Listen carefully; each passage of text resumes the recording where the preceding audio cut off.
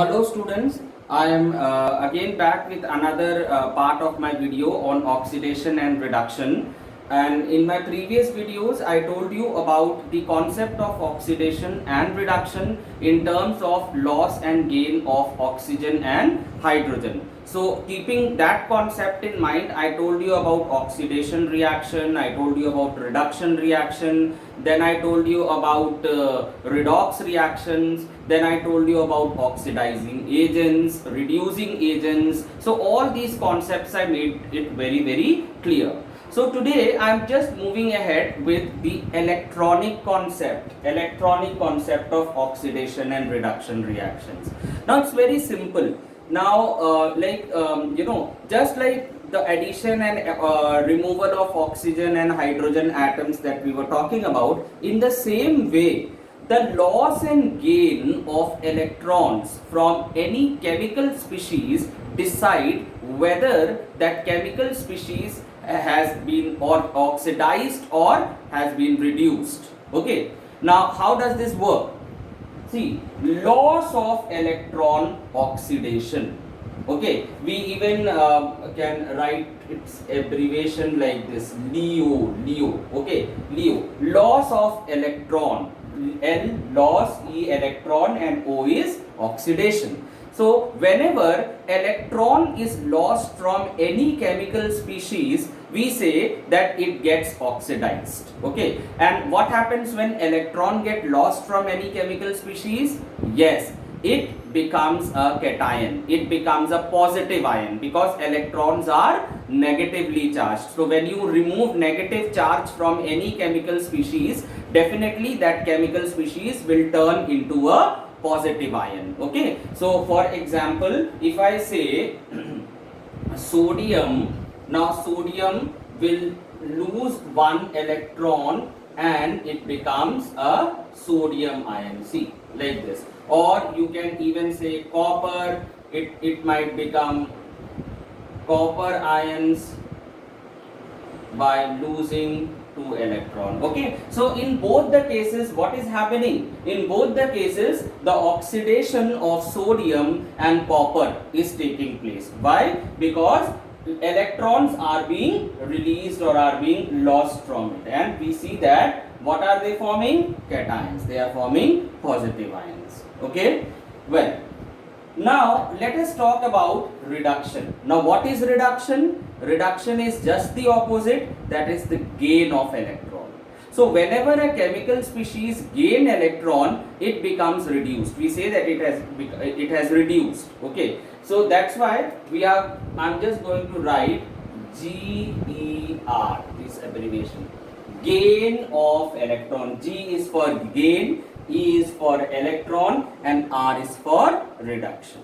Okay, so what happens whenever a chemical species gain electron? Well, it becomes a negative ion. Okay, it becomes a negative ion. So you can say, you can take anything. For example, let us just take chlorine.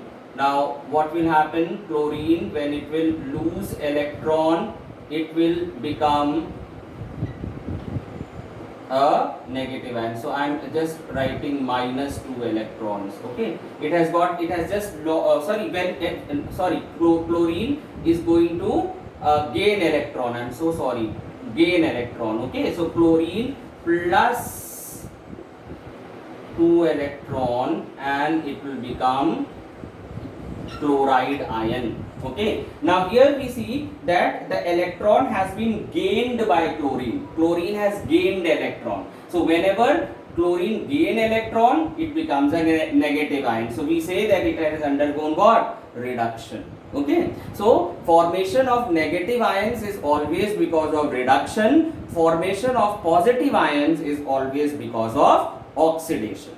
Okay, right. Now I'll just give you an example of the formation of sodium chloride. Now sodium, we all have studied in grade 9 the electronic configuration. Okay, so the atomic number for sodium is 11. That means number of protons is 11. since it is a neutral atom, therefore the number of electrons will also be 11. Okay, so if we look at the electronic configuration, so K, L and M, the shells will be the number of electrons will be 2, 8 and 1. So the valence electron in sodium would be 1. Okay, so this is the valence electron in sodium, right? Now what happens with chlorine? The number of valence electron in chlorine is 7. Okay, now 1, 2, 3, 4, 5, 6 and 7. Right? Now as per the octet rule, we all know that for any atom to be stable, it need to have at least 8 electron in its outermost orbit, except for helium and hydrogen, because that follows the Duplet rule. Okay, so in this case what is happening? Sodium, it donate 1 electron to chlorine. Okay, it donate this electron. So when sodium donate electron, then what will happen? Sodium gains a positive charge. Okay, and chlorine,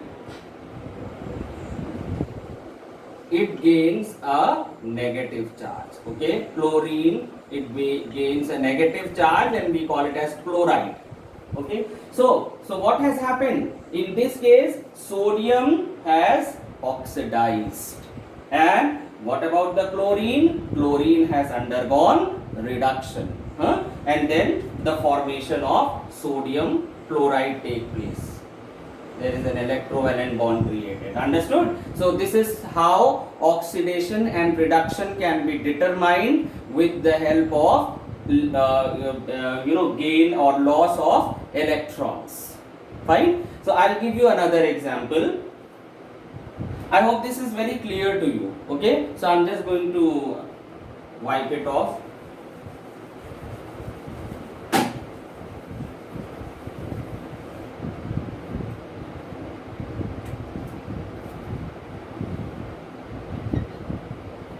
Zinc plus copper sulfate will give us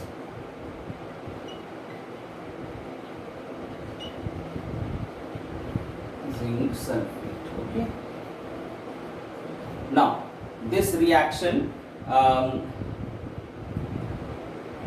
this is a reaction. Okay, zinc reacts with aqueous solution of copper sulfate. You know what is an aqueous solution? Aqueous solution means a solution in which water is a solvent. So copper sulfate was dissolved in water and became an aqueous solution of copper sulfate. Okay, now see, now what has happened over here? Now here we see that zinc has basically undergone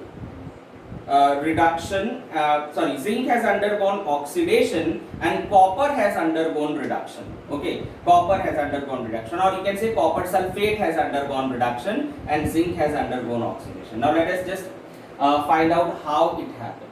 Okay, now when this reaction happened, at that time copper sulfate, since it was in its aqueous solution form, it dissociated into copper ions plus sulfate ions. Okay, it dissociated into copper ions and sulfate ions. Fine. Then what happened to zinc? Zinc, again being an electropositive element, it also lost electrons and it also gained 2 positive charges. Something like this happened. Okay, now what happened is these two electrons, you can see this were taken by copper ions. Okay, these two electrons, it was taken by copper ions, and it got reduced to copper metal or metallic copper. So we say that copper sulfate undergo what? Underwent reduction. It underwent reduction. Can you make it? See, the two electrons that were released, it was taken up by the copper ions and it got reduced, because gain of electron is what? Reduction. Okay. Then what happened to zinc? Now zinc, when it was, the electrons which were released by zinc, it was taken up by copper. So zinc, obviously it lost its electrons. And it did not gain any electron. It just remained in the form of zinc ions, right? Zinc positive ions or zinc cations. So zinc has undergone oxidation, because loss of electron is what? Oxidation. So zinc remained in its positive form or positive ion form. So zinc got oxidized. So I am just rubbing it. Okay, I am just rubbing it and I am just writing zinc got oxidized. Okay, oxidation.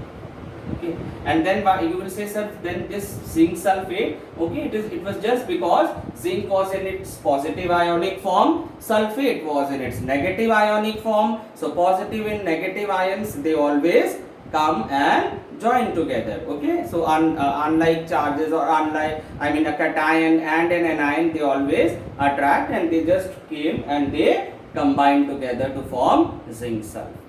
Understood? So this is how we can explain oxidation and reduction in terms of loss or gain of electrons. So I hope the things are very, very clear to you, and this is a type of redox reactions. Okay, thank you class.